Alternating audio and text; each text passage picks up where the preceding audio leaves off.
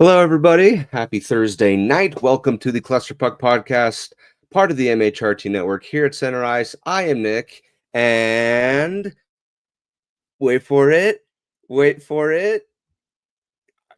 trying to make some magic work. Hang on. And there she is. Okay, I was gonna say, does he know he has It's to add me? I'm merely a guest in the Nick. I forgot that was my thing. You're just sitting there going like, I can't do it. Yeah, just talking to myself. That's why my failed career as a magician has occurred. But your successful day as a late birthday boy. Happy birthday to you. I completely missed texting you. I have a birthday present coming for you, but seems like it's going to take a while to get to me. So it's coming, and you're going to. I'm in no rush. I'm at that age now, where birthday gifts, if they come, they come. Yeah. I'm 35 now, so I was telling people this year, it's gone from 30s no longer not excitable, and now it's just not even fun. Just don't acknowledge it.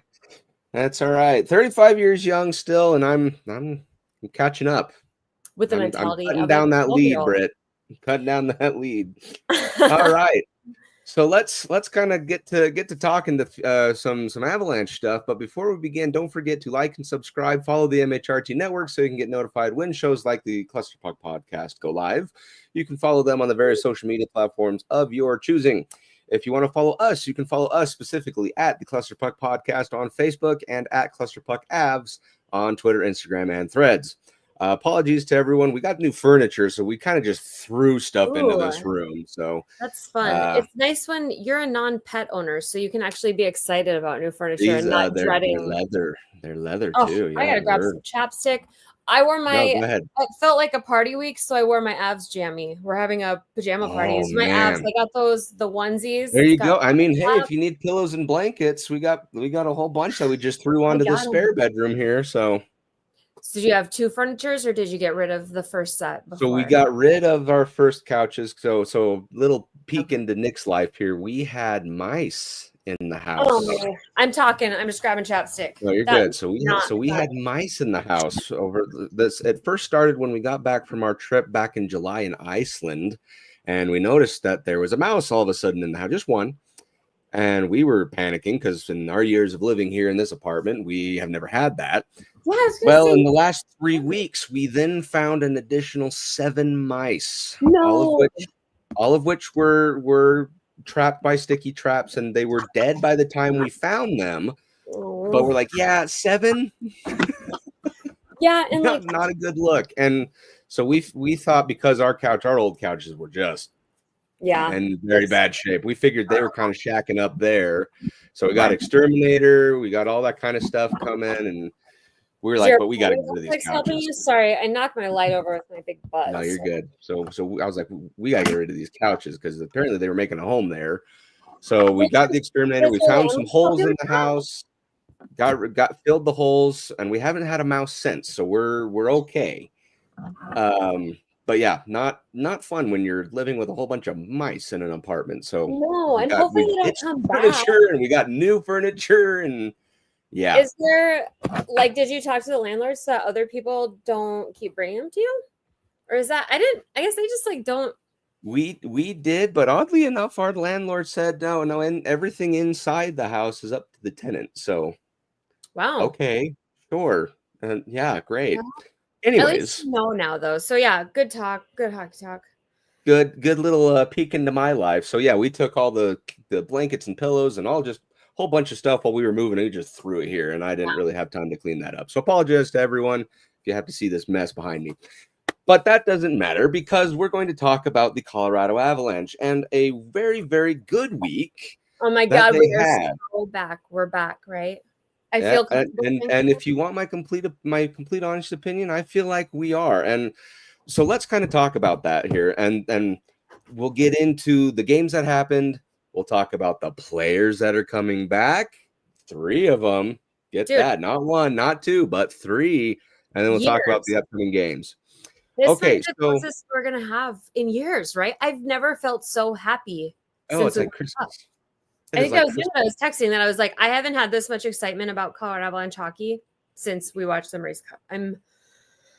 I think the rest of the league is crapping their pants. And Winnipeg just lost to Tampa right now. So that's really nice. There's loss number 2 for Winnipeg. They're fakers.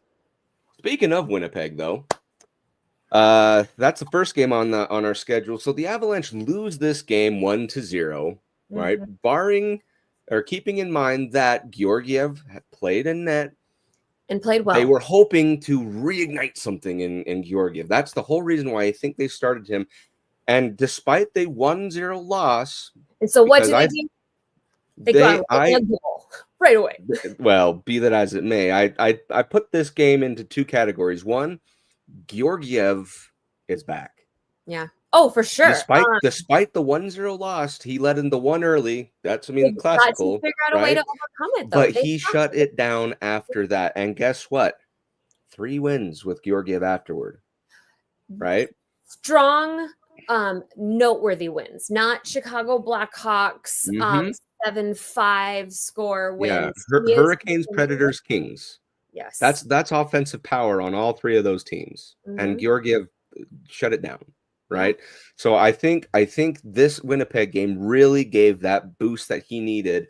Again, I understand it's a loss, but to me, it was a very there's a few losses a year that you can say, you're happy. You're happy with how they played. And that brings me to part 2 of this Winnipeg game is Hellebuck. Yes, he was extremely good, but also extremely lucky in that game. And that's that Winnipeg has to be that was probably, they had so much emotionally invested into winning that game that you would have thought that they would come out and beat us 25-0. You know what I mean? When you consider we embarrassed them out of theirs and our rinks last year. And so they came in needing that win for their emotional, well-being so much more than any game that we'll play probably for the rest of the year. And for them to only win 1-0, relying on Hellebuck and posts and refs, that has to be seriously concerning, don't you think? It couldn't feel that good. I mean, it feels good, but in the back of their minds, they're thinking, oh crap. And the rest of the league is going, oh my God, they did that without Nuke and Drouin and Ross Colton. And it's all we needed back was Lecky for us to compete with the record-setting first team in the league right now. Crazy. Just crazy. One thing that was annoying, just beyond annoying to me during that game was, like I said, how lucky Hellebuck got, because there were some times where he was falling over his own weight back onto the ground. And it just so happens that he falls to a place where we're about to bury the puck into the net. It's unreal. It's just annoying. And it happened on multiple occasions. And then for Georgie, the puck falls directly onto the stick of the opposing team person.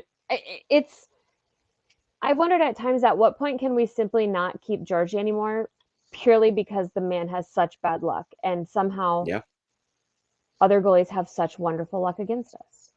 Yeah. Hellebuck he feels good about that, but he can't feel that good about it. I don't think that it feels that good for them. Yeah, and I think that's absolutely right. But at the same time, some goalies just get all the luck, and that was just one of those games where you're just you throw your hands up in the air because you've done everything. You just cannot buy a goal. Right. And that's just kind of the hockey gods laughing at you, but I think some of it is your own luck by proper positioning is going to give you better rebounds, blah, blah, blah. But sometimes, there's a saying, I'd rather be lucky than good. And then I truly believe that people underestimate the amount of luck that goes into winning a Stanley Cup. You can't win off of simply being the best in the league. You have to have luck on your side also, no matter how good you are. Yeah, 100%. And so Jets skate away with this one 1-0, but again, it was a very good feeling loss because you're like, okay, you can compete now. You're that's the number 1 team in the league. They were 1 loss at the time, right? So you're going into the Carolina game going like, okay, we got this. We found Georgiev again. Let's throw him back in and see what happens. And lo and behold, the Avalanche win that game 6-4, right? So early, but.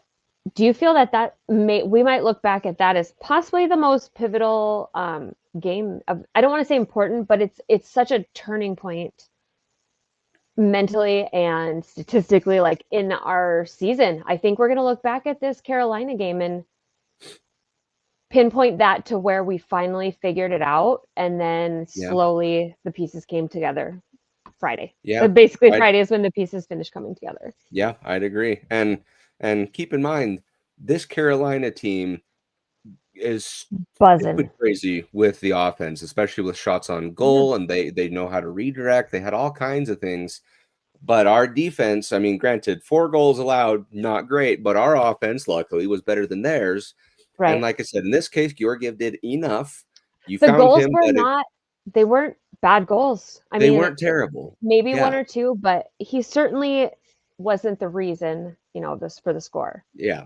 Yep. And so just some crazy rebounds, just some unfortunate doinks off of a player or whatever. Just, we try to clear it and it just happens. This happens all the time. Unreal. Right? Where we try to clear it and it just goes to someone from the other team and they just bury it, So often when it's Taze and Makars too, which makes it maddening to see. Oh, no kidding. It's so hard. No kidding. But in this one, the offense really came alive because, first of all, it needed to, right? Exactly. This was one where you're looking at the Carolina team and you're like, hey, we know they have offense. They haven't struggled with an offense ever, right? Mm-hmm. Right now, their problem is with their goaltending. They have, obviously Freddie Anderson was kind of banged up, so I don't think he started. In fact, in net for them was Spencer Martin. At this point, they have to literally pencil in to plan for Freddie Anderson to be sorry, I'm trying to get these headphones in because my computer's loud and I can hear myself talking with these old headphones in while mine charge. But has Freddie Anderson had a stretch of 15 games where he hasn't? It's such a shame because he truly is an elite goaltender.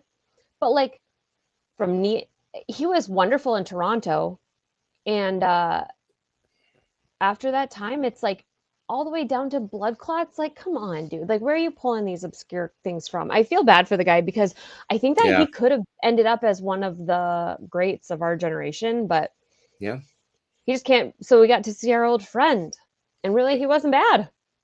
No, he was pretty good, right? So this is one of those. Yeah, it was kind of a barn burner type game, but those types of games happen. It's where Georgiev again needed to do enough, especially down the stretch, because Martin got that goal about 2 or 3 minutes in, but then he had to play lights out after that because they were only 1 goal down, and he did, right? So it wasn't the prettiest. 9 out of the 17 games we've played, we've given up the first goal, and I would imagine a very, very high percentage of those are within the first 2 minutes. It hurts, Nick. I could not. It's annoying.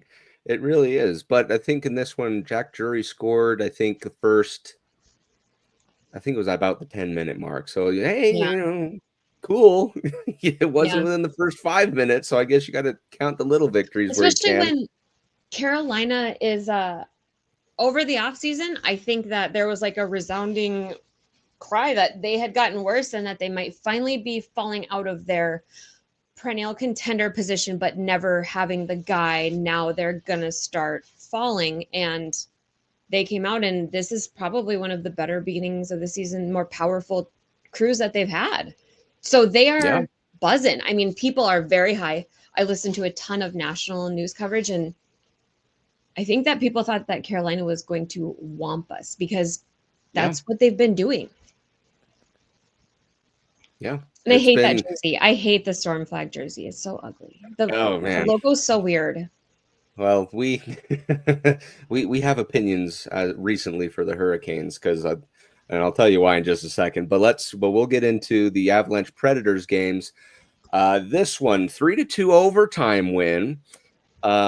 Georgiev again lets in the early one down the stretch in the first, but then shuts it down afterward. And the offense needed to find a groove, which they had, but it ultimately took the amazing heroics of a one Samuel Girard Anybody needed and deserved it. My God, on a breakaway. Oh, I love it so much. The whole thing.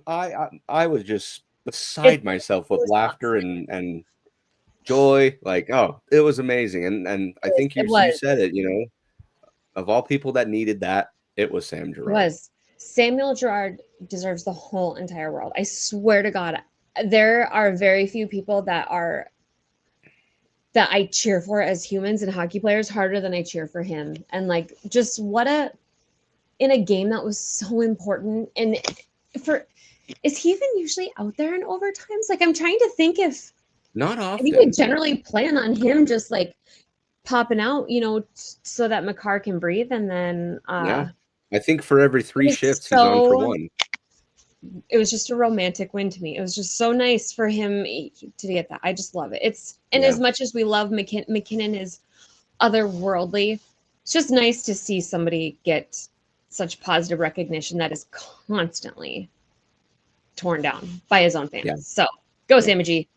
And Connor McGee crack in his voice. And what did he say? You can tell it was a good game when his voice cracks, man. Let me tell you. And his call was, I don't know if he do you think he just sits there and thinks of all these things? But Samuel G with a GWG. And it's like, I don't know if he's just that smart or if he truly just stews and has a notebook full of. I wonder if he has a notebook. I wonder if he does. Him so bad. Connor McGahey, if you're listening to this, we love you. We do. Your calls are amazing. Come hang out with us. This game, though, 2-3 was the final score. Very defensively minded in this particular game. Mix that with the fact that, again, the Avalanche, they were doing everything right offensively, but just couldn't get the puck in the stupid net, you know? So, and they probably came out a little bit not like worried or whatever, but we got goalied last time. And it's funny because the Preds are the tail of the opposite, you know, the tail of the Carolina. And then you have the story of the Preds who spent all the money, absolutely on paper, won the off season, bringing in guys, re-signing. Was Brady Shea re-signed? And then, I mean, they've got their big new goalie deal. And I think that they were like a true top 5 cup contender coming into the season, and they have just crapped the bed all year. Mm-hmm. There's no chemistry. They needed to beat us really bad. Like, I know I go hard on the emotional wins, but like they're on the verge of their coach getting fired, or you know what I mean? Where those drastic things start happening. Yeah. Currently sitting last in the Central Division, 5-9-2 record. You know, it's like, what is going on? Nashville's got all the ingredients to cook in the kitchen, but no cooks want to cook. You know what I mean? Like, doesn't make sense. It doesn't make sense. I don't think there was any more teams talked about more often in the offseason that should have changed their fate. And the Preds weren't even bad last year. They just had such a bad stretch, and then they got denied a YouTube concert and went on like an 18-game win streak or something. They tore it up. So I don't know. It's nice to beat them, and it's just so nice to beat the Preds. Yeah, I'm expecting after Nashville's game, whenever they play Vegas next, in Vegas, I'm assuming they're going to try to plan the same thing. Go to a concert at the Sphere, have it be canceled, and then that tear comes back. That's what I'm thinking. Did you hear their GM came out and basically made, which I think it was blown off, not like necessarily out of context, but probably had a little bit different context, where he said that something about a rebuild, and it's like, bro, you just signed like 2 8-year. You just rebuilt. And I think that he's just trying to freak the guys out, but you don't have the option to rebuild right now, buddy. Weird tactic to do, especially at that time. I'll tell you that much. Okay, and then the last game, another win. Georgiev again in net, so he's racked up some really good games so far, and this one, the Avalanche skate away with a 4-2 win over the LA Kings. Again, another important game, a very good opponent, another feel-good win. So fun win. Like, we didn't give a shot on goal in the second period. Was it the second period? Not a single shot on goal. Not a shot on goal. I would love, statistically, how that can't happen more than a couple times a season. That is incredible. Not per team, per the whole. I mean, and I think they said the last time it happened was I mean, that probably once a season per team, maybe if they're lucky, you know. And Avalanche had it last season as well.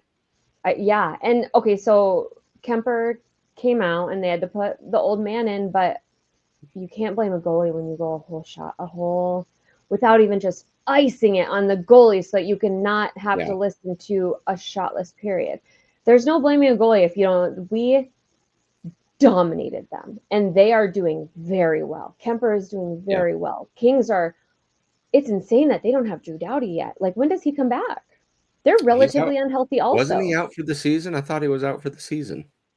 It was gnarly, but yeah, I don't remember. But I mean, they have really tread very well when you consider the injuries that they've had. I think Kemper's already been in and out with injuries. I was not watching when Kemper got hurt. What happened?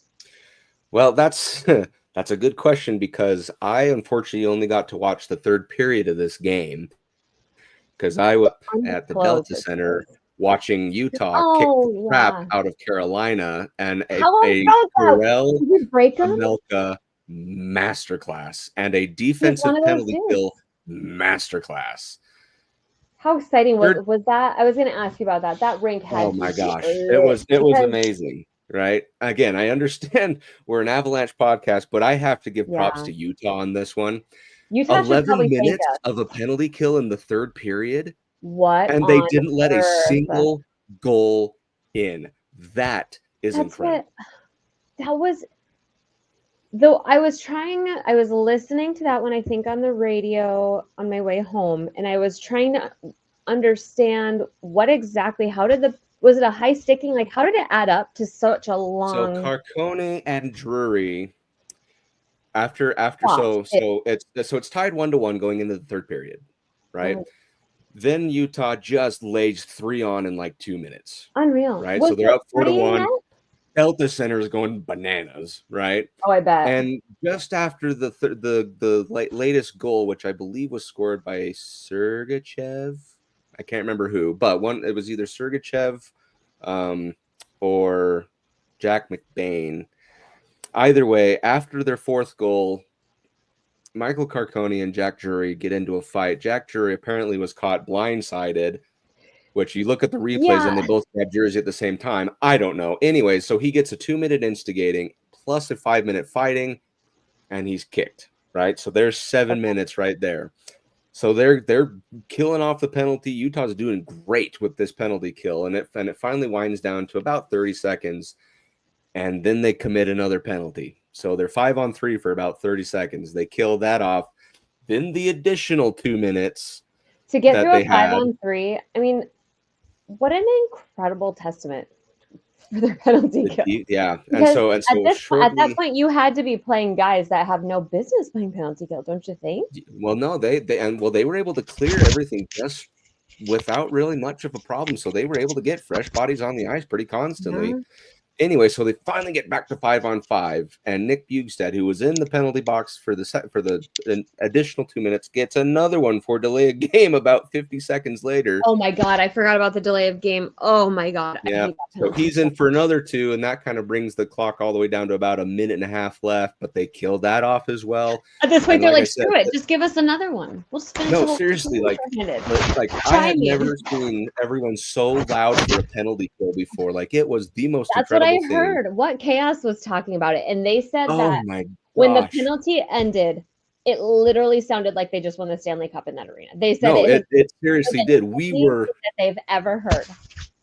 That place was just crazy. We were all just going nuts and hugging each other and high-fiving everyone. Like, in your throats for 10 minutes of penalty kill. That's a long time of stress. That's over half of the third period, you know, in a 5-minute, they could have come back just as easily. So crazy. And then you total that up with Karel Vejmelka, who stops 49 of 50 shots. He's one of those dudes. What? He's like Nedeljkovic, those guys that randomly, Ingram, steal the whole entire world and then some. Like, they just amazing. How do you bottle that? And the best when part, you're feeling sexy. The best part was it was against Carolina. Like exactly. that was my favorite part. I think we broke them. Like the Avalanche beat them, then Utah beats them. I'm like, oh, what a great day to be a Rocky Mountain hockey fan. You know what I mean? Seriously. Anyway, so I was able so to fun. going back to the Avalanche now. Thank you for letting me do my bit there. So this game, I did go back and rewatch it, I will say.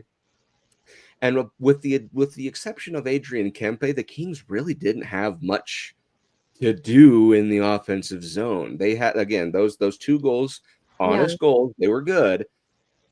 But the first like a little better rebound control there, but then the other one, backdoor tap in, like that's exactly right.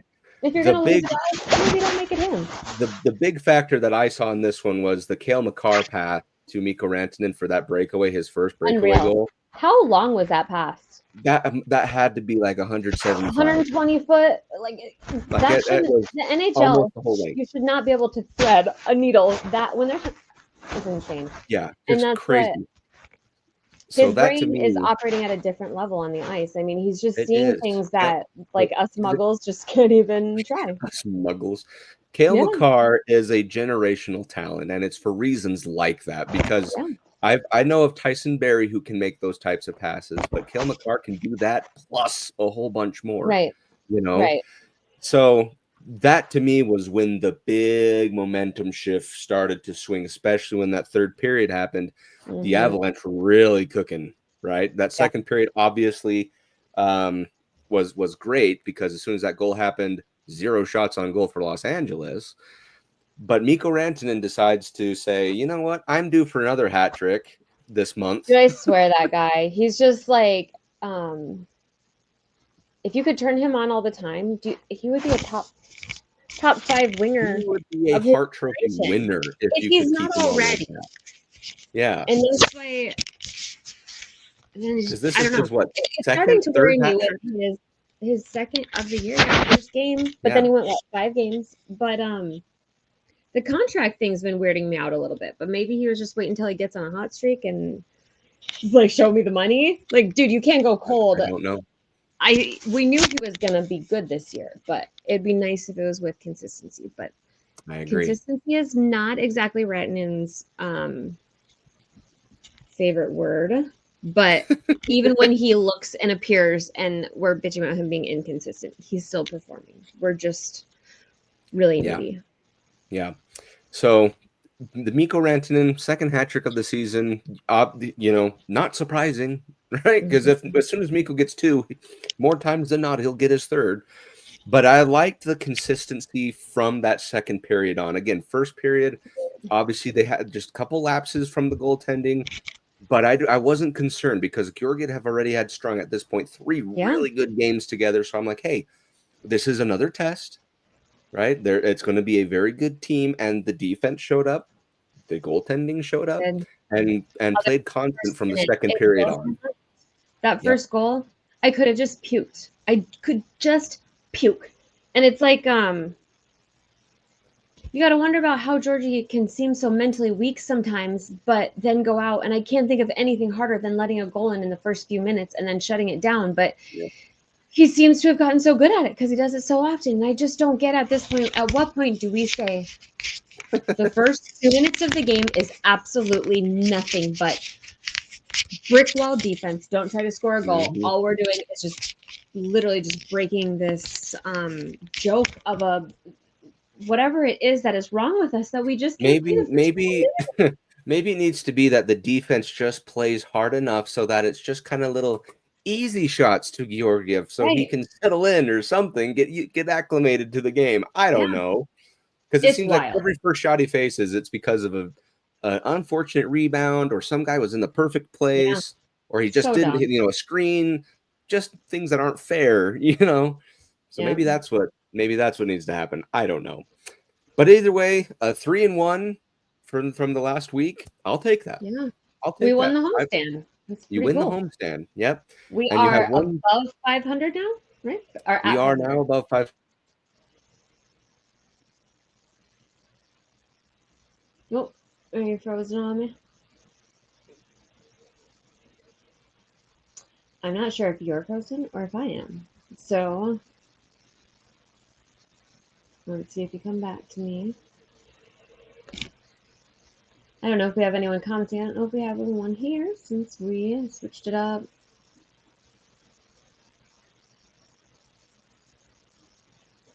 There we go.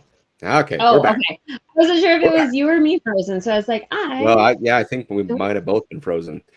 So, with that being said, this string of games that we have gone on to win 3 out of the last 4 have been without Valeri Nichushkin and Miles Wood and Jonathan Drouin. Guess what, Brit? Tomorrow's Christmas. Mark this down in the history books. November 15th, when I saw those Eagles reassignments, 24, you get 3 players back. Brit, how huge is this for the Avs? Look at what the difference in just adding Lehkonen did. And to me, if Lehkonen's contract expired tomorrow and we had to sign him tomorrow,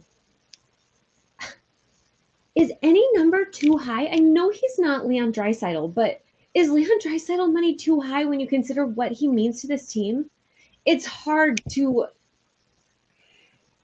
I mean, we would literally watch or am I putting too much value? It felt like the team transformed the second he was on the ice with us. No transition, no nothing. And now we're going to add back Nichushkin, probably short of Makar and McKinnon, probably the next most important piece, don't you think? No, he was. I mean, important than. Well, I mean, you look at last season, the postseason. Val Nichushkin scored how many goals in 5 games? 6 goals in 5 games, or something like that. Our win record without Nichushkin is bad. Bad. Yeah. So at this point, with him coming back, boy, it feels like a massive breath of fresh air. You know, put all the a really good chance to have our hearts just broken and embarrassed. I'm kind of scared that things could go really super wrong. Wouldn't be that surprised. I mean, wouldn't be. Yeah, I'd agree. But with the off-ice antics stuff, I'm willing to put that on the shelf for now and say, hey, he's back. Not only is he back, but so is Miles Wood and Jonathan Drouin. So, Britt, let's talk about Miles Wood first. Because I know you have a lot for Drouin, so we'll go to Miles Wood first. You can see that third line was really in shambles, especially with him not being there, right? It kind of all fell apart. Then obviously with Ross Colton having his injury gone until probably New Year, Christmas, around that time. Right. Everybody's slotted in the positions. I mean, yeah. And this brings speed back into that third line. It brings that kind of toughness. It brings that tenacity back into a third line. You know, and the guys who are manning that right now, they've been doing great. You know, Prishkapov, Ivan, Kovalenko, as well as they could. Yeah, as well as they could. Right. Sure. Prishkapov has truly been such a fun little story. Boy. Like, I want him to get a goal so bad. And I don't know that we'll see him again, but it sounds like he is. Did you hear them talking about how he was engaging with Nichushkin and like talking to him? And Nuke is not super friendly, and apparently Prishkapov is just like a little golden retriever in there. It sounds like he really made a very good impression very quickly. Yeah. So with Miles Wood now being able to fill in that third line, kind of start to have thirds of the Roaring 20s back, it's going to be huge, you know, because he, like I said, he brings that speed. He has that no quit mentality similar to Logan O'Connor. So that third line, I'm hoping now can reignite things to kind of get those wheels kicking. You can add scoring depth, or depth scoring, I should say, back onto the shopping list. Yeah, I mean, he's a vibes guy. He's fast as crap. So help us get back to our game. And then I would say arguably your favorite, Jonathan Drouin. So happy. I'm so excited, but I'm preparing myself to be underwhelmed because it sounds like he's been good to go, but it's been a pain tolerance thing so he can play and it's not going to affect him long term, but it's a pain tolerance, which I've desperately been trying to think of what does that mean injury wise? So I'm really excited, but I guess. He is kind of a dude that is hot and cold, so I'm not going to be surprised if he's cold, but when you think about how good McKinnon has been to get his Halifax homie back, all it's going to do is it has to just make things better. And all it does is slots people back where they belong. And Drouin is such a fluid player. We've put him in every spot in the lineup that we could ask of him, and he's always done well. So I'm just I'm trying to temper my excitement, but I'll literally get goosebumps if I talk about it, every few minutes. See, I'm of the opinion that Drouin couldn't wait to come back. I know that pain tolerance is an issue that he's going to have to live with, but watching him struggle, his love for this team and wanting to win and especially play with MacKinnon, I think that's going to be a big contract year for him again. Yeah, that's going to be a big driving factor for him playing well. I think it might be a rocky start. Maybe he won't score a goal in the first hour of games. But at the same time, you saw what happened last season when we had lower expectations for him, just hoping he'd be good enough. Brit, he finished 4th or 5th, I can't remember which, in points for the team. It's it feels like the season is now started. And I just pray to God that we don't do one of those weird things where like the Preds and you go out and spend a whole bunch of money and get a whole bunch of bosses and then suck. Yeah. So I don't know. There probably will be a transition period. We have to think we are literally turning over our top 6 once again and having to refigure everything out. Like 4 out of our top 6 within 2 weeks. So something like that. Like I said at the beginning of the year, we're going to have to give them a little bit of grace, but also it would be so nice to just go out there and kick some butt and just the league is not excited about what the Avs have going on. I think we're the only ones excited. You look at it for the first time, Brit, this season, the Avalanche full top 2 lines complete. Yeah. So that's MacKinnon, Rantanen, Drouin on your top, and that's Lehkonen, Mittelstadt, and Nichushkin. And your second line, that's potency at its finest. Which even through last year, at how many points did we actually have that? It feels like it has been years since we felt this healthy, as if you can call it healthy with everybody returning. But, Lehkonen's not missing a beat. I pray that these other guys come back feeling good. I think Miles Wood, was it a groin is what it ended up being? I don't actually know what his ended up being.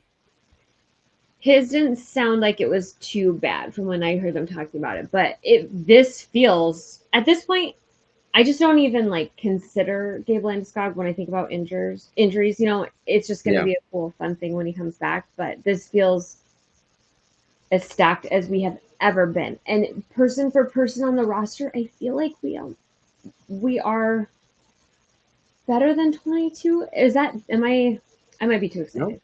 Close to it. I think we beat the Stanley Cup team if we are completely healthy with Gabe Landeskog. Do you think? I think that's exactly right. I think as soon as Landeskog comes back, boy, that'll make the team feel complete. But that'll then mean depth even deeper. And that's what the Avalanche had when they won the Cup, was depth and that scoring ability. So that's again 3 players, Brit, to come back on the same day. I just hope Wagner. We had to send Wagner down for them. They just really want him to clear because I like him, and he probably will be the extra forward that we carry. But man, if you look at how valiantly he's played, filling in for us, if anybody's been paying attention to the Avs for this, Penguins, people are be pretty stupid not to pick him up because he really has been asked a lot of, and he answers the call. Yeah, he does what's needed of him. So the Eagles have to be so thankful right now. They're like, thank you for finally giving us now have seasoned veterans on their team. And that's the thing that's crazy about the last 2 years of relentless health issues is the poor Eagles, man. They never know who's going to be there, who's not, what goalie we're going to steal and injure and waive, and oh god. Yeah. Poor Eagles. So the team's getting back together, and it's time for Bednar to make decisions as to how that 4th line and kind of bit of the 3rd line shapes up. But looking at it, I think we're in a good spot. Bednar, who at the Kings game tied the longest career 683. Is that what it was? Franchise, 685. I thought somewhere in there. So it feels like he's been forever, and it also feels like he just got here. He's really carving out a historical career as a coach. I mean, there's just not very many coaches with the longevity and success, and people who talk about him on the hot seat truly don't understand what he's had to coach through the last few years. And I think when we look back on it, we will go, holy crap. And We don't know how lucky we are. Jack Adams, I will lose it someday. Yeah, you and I will go feral if he finally does. Oh I'm sure. Insane. Oh, he doesn't get the respect he deserves, and it's because he's not obnoxious.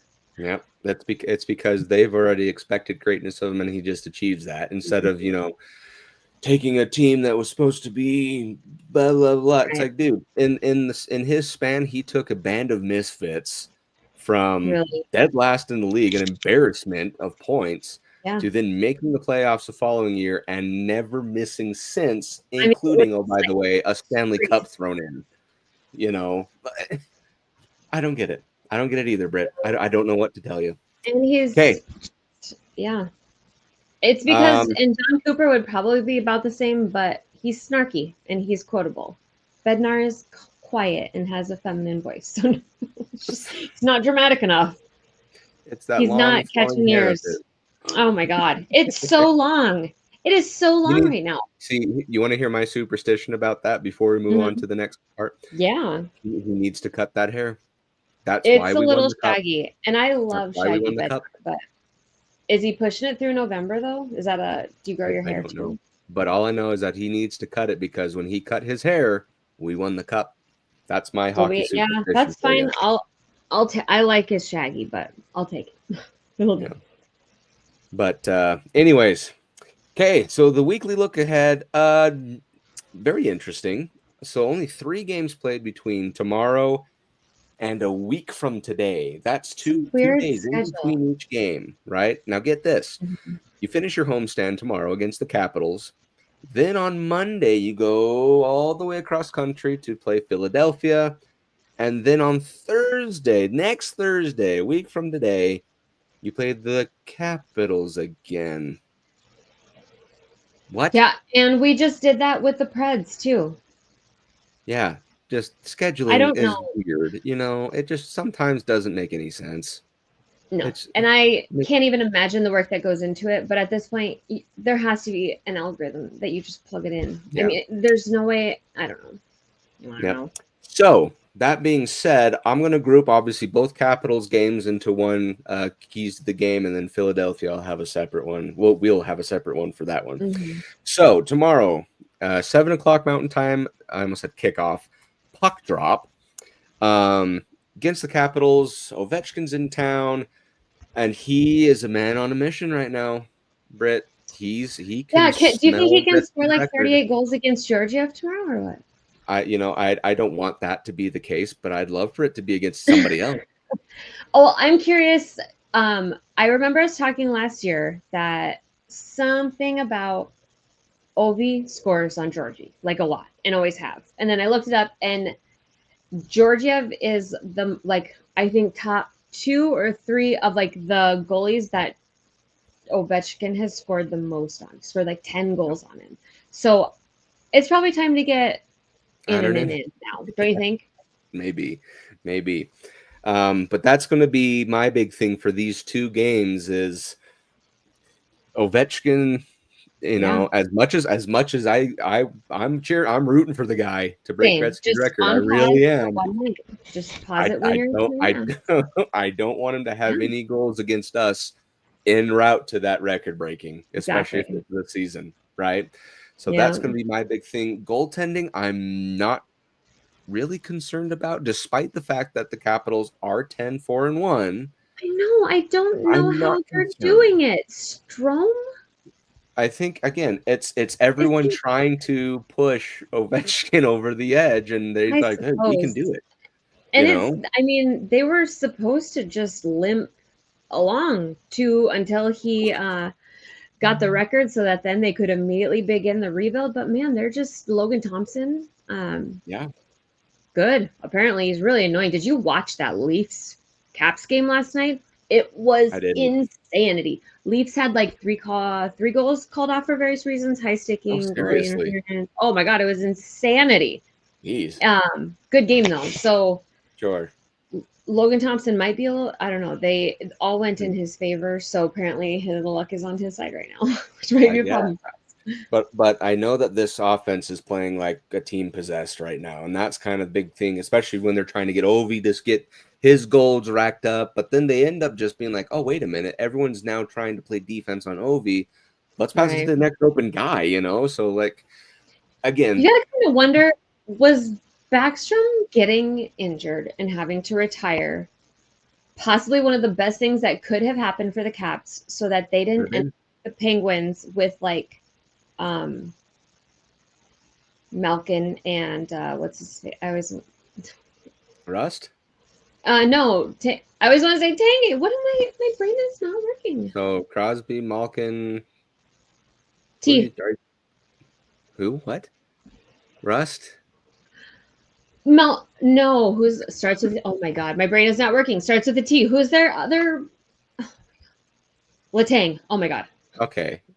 Letang starts with a T. But these what I mean, old guys that they were morally obligated to sign for too long for too much, and now they're stuck with it. Meanwhile, Caps didn't. They kind of got a get out of jail free card right at the time that I don't think Backstrom would have kept up with Ovi at the rate. You know what I mean? Ovi is a specimen. Like people like Crosby and Ovi, you're not supposed to have career years when you're 5 billion years old. But yeah, so might make the rebuild a lot swifter for the Caps. I think that's right. It will make the Ovechkin record possible. But then again, what rebuild if you're 10-4-1 and your offense is just walking tight ropes and high flying and he can't do this forever, can he? I mean, I don't know. He's got to regress to the mean or at least somewhere near it, but maybe I don't know. Who knows? But that's what makes him great. It's fun though. That's what makes him great. I thought that I would have to give up on them being my East Coast team because they were going to suck so bad, and then I was like, I like Marchand and I like Swayman, so maybe I'll make them my team, and that's not working out very well for me either. So yeah, Toronto it is, I guess. I don't know. I gotta have an East Coast team. Allie would love for you to join the Rangers. I know. I just have this thing. I wish I would have met you guys before I developed such the ick. Well, you can change. You can change. Okay, so that was the two keys to the game with Capitals. Again, it's just containing that offense, but specifically Ovechkin, but don't get too attached with double teaming in because they'll leave somebody else. That's probably part of how Strome is doing it, is like a distraction. I'd agree. Yeah. So as far as the other game on the schedule, like I said, so Friday, tomorrow, 7 p.m. It's Capitals at the Avalanche, then at the Flyers Monday. 5 p.m. Mountain Time. What's that? No Flyers. Okay. No Penguins. No Penguins on this one. This is a weird stint of games where it's Flyers, Capitals, Panthers, Lightning, and then right back home. It's a weird East Coast swing.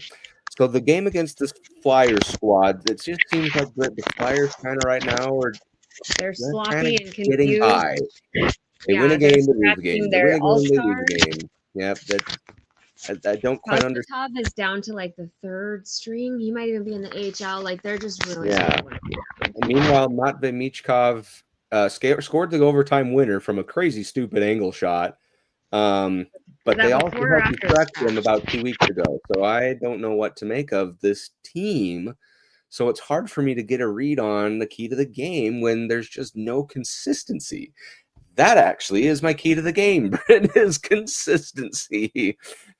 Avalanche need to be able to run a full 60 minutes of hard-hitting, intense, play with urgency hockey. It should just be what I'm trying to say. It should be a case of if you're doing your part on the ice as a team, you'll be able to come together and be fine. Are you muted, Britt? I can't hear you anymore. Let's see. Can you hear me? Nope. Batteries might have died in the AirPods. Let's see. No, still don't got you. Oh man. Can't just leave me hanging on a question, Britt. Come on. Nope, still got nothing. Oh, hang on. There we go. Okay. Now we're good. You can just tell me to stop talking. You don't have to. Anyways, so like I was saying, consistency. I thought I left on a question. Maybe I didn't. I can't remember. But basically, can you make anything of this Phillies team or Phillies Flyers team? No, I don't think anyone can. I don't think they can. I don't think the coach has got a good, like, his tactics. No, I think that everyone is very confused with them. The media, the goalies, everybody is just, which is crazy because they are a team that has had such a strong commanding identity even through their bad times that it's just so bizarre for them to have it. I mean, what was their what's the Flyers, the street bullies, like, they're, I don't know. It's weird to see them without an identity, but it's nice because it feels like after a couple of really good, strong wins, the schedule does allow us a chance to hopefully propel into a little bit of a flow state for the first time this season. Yep. And this is another game to do it. So if you can figure out what to do with the Capitals this first time around, we need to figure out, because the next 3, it gets gnarly. The schedule gets really fun. For next week's episode. But again, I feel like if you're just doing your assignment, making, crisp passes, taking good shots, not being stupid with the puck, not playing their level, and this is a game on them. Yep, because right now the only identity they have is that they're coached by Tortorella. That's literally the only identity they have. Mishkov tries the Michigan once in a while, so it's just, there's nothing else. It's like they have. It's so to me they're like a jigsaw puzzle. All the pieces are there. They're just not put in the right way to make the image. Does that make sense? They're never all functioning in sync in any way, shape, or form. Which is certainly, the Avs have certainly gone through the same struggles. But it just sucks because oh my God, Prosvetov and Mishkamova, all about the Russians. They were supposed to kind of be some saviors, and I don't think Mishkapov is, oh my God, Mishkov. I just can't do Russian names. There's a lot of them out there. I think he's really struggled that hard, but like also an 18-year-old can't carry the whole team. Yeah, and I think they scratched Michkov those couple of games to light a fire under him. Just not because they were going to threaten to be like, "Oh, you're not coming back to the league." Or part of the problem is they scratched him, and then they won. And his big thing is you don't change the roster after you win a game, so they had to scratch him again. Which I don't know. Sometimes it works. I don't think Tortorella he's grown a lot as a human and a coach, and he is able to squeeze the very last itty little bit out of, people. So we'll see. They're not doomed, but no. But at the same time, again, they could ignite and catch fire against you. Yeah, they could, but also at the same time, they could be doused with a drop of water. You know what I mean? Like it's just you don't know what to make of this team. Yep. So that's my keys to the game for the next 3 games. So like I said, that's Capitals tomorrow, Flyers on Monday, and then Capitals at Capitals on Thursday, and then we'll probably an underwhelming week of hockey, honestly. Yeah, and then I think we'll probably do next episode probably right after that second Capitals game because it'll end, and then we could probably just hop right on and do a postcast edition of the Cluster Puck podcast. So that'll be fun first of the season. Mm-hmm. But as far as this episode is concerned, Britt, I don't have anything else to add. No. What about you? Let's go. We're back. Okay. Well, wonderful. So thank you, everyone, for joining us on this episode of the Cluster Puck podcast. We enjoy your guys' viewership, and we encourage you to continue to participate. There's comment sections. Feel free to ask questions, DM us, you name it. We'll try to answer as best as we can. If you like what you saw, don't forget to like and subscribe. Follow the MHRT network so you can get notified when shows like the Cluster Puck podcast go live. And you can follow them on the various social media platforms of your choosing. But if you want to follow us, you can do so at the Cluster Puck Podcast on Facebook and at Cluster Puck Avs on Twitter, Instagram, and Threads. With that being said, Britt, the win streak is at 3. Let's make it 6. It'd be nice. We got some momentum makeup. It would be really nice. I think we can. We'll do it. There's my dogs. My dogs waited till the 59th Right on time. Perfect. Well, Brit's dog said it best. Have a great weekend, everyone. We'll see you next week. And as always, go Avs, go. Fast lane when I pass in the street, bag of money in the passenger seat. Simcoe's been asking for me on the road from the west to the east. Way up, I might never come down, cause the coast's racking up the flame out. So high, I might never come down, so what, this is my lifestyle.